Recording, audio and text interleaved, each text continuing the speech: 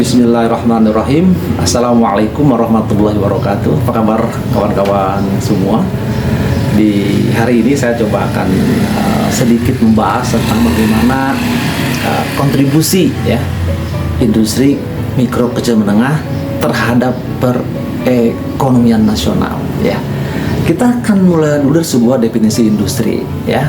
Industri adalah sebuah bagian dari aktivitas perekonomian yang menghasilkan barang dan jasa ya pada level yang sejenis ya. Misalkan kita bicara industri makanan, industri pakaian ya, atau mungkin industri otomotif sekalipun gitu ya. Nah, dalam industri kita mengenal ada berbagai macam-macam level ya. Ada level industri mikro, industri kecil dan menengah, bahkan besar gitu ya. Nah, di sana ada beberapa bagian ya, spesifikasi tentang berapa modal ataupun investasi yang ditanam pada industri mikro, kecil, menengah dan besar. Itu ada bagian yang tersendiri dibahas gitu ya. Yang kita ingin pastikan ini kontribusi ya. Jadi industri itu kan sebagai sesuatu yang memang mengolah ya, mengolah dari bahan baku menjadi barang jadi ataupun barang setengah jadi dengan bantuan teknologi ataupun mesin dan peralatan. Nah, yang jadi soal itu adalah sejauh mana ya faktor-faktor produksi yang menghasilkan barang dan jasa pada sektor industri itu bisa memaksimalkan output yang nantinya berkontribusi terhadap pendapatan nasional ataupun produk domestik bruto. Nah, Indonesia sebagai negara besar, populasinya banyak, luas areanya, sebenarnya diuntungkan kawan-kawan dengan besarnya populasi yang ada di Indonesia dan demikian banyaknya sumber-sumber input produksi ya, baik itu sumber daya alam ya, di darat, di laut, itu bisa kita gunakan sebagai input di dalam mengolah sebuah proses produksi yang nanti bisa menghasilkan output barang dan jasa gitu kan.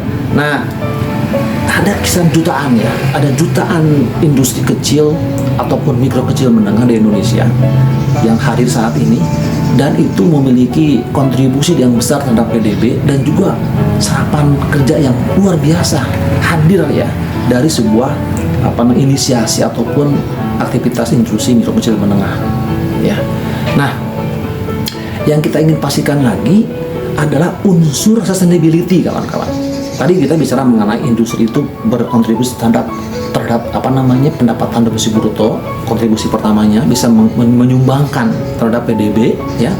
Kemudian industri mikro kecil menengah sebagai cara untuk menyerap tenaga kerja ya.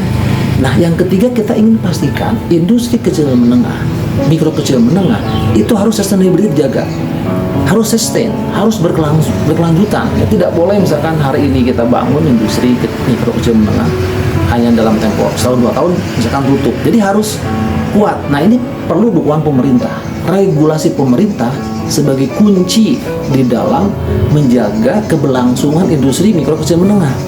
Dalam apa? Permodalan, dukungan teknis, bagaimana cara untuk memproduksi barang dan jasa secara efisien ya.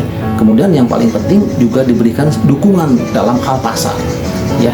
Akses pasar itu perlu dibuka oleh pemerintah, baik akses pasar di domestik maupun di level global internasional. Jadi emang untuk industri mikro kecil menengah kadang-kadang negara perlu juga untuk memproteksi ya, biar supaya mereka bisa bergerak lebih lanjut, bisa bersaing di level global.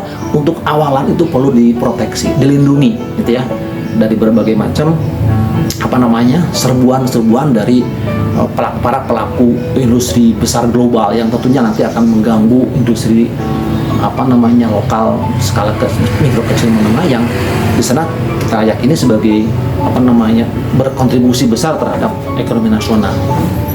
Nah, sehingga kita harus menyadari kawan-kawan bahwa investasi yang paling penting dalam industri mikro kecil menengah adalah investasi sumber daya manusia.